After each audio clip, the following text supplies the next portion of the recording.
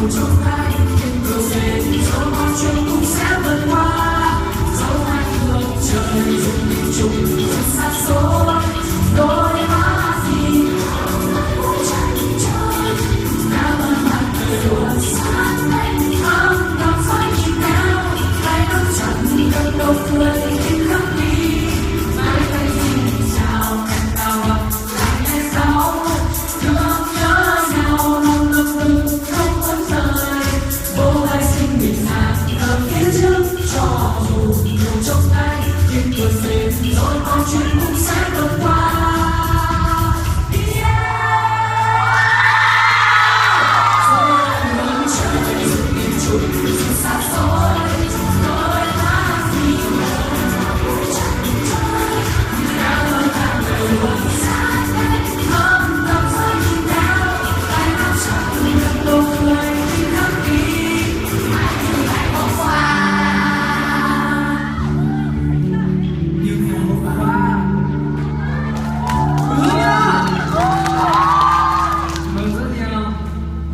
Xin mời sự xuất hiện của nữ MC.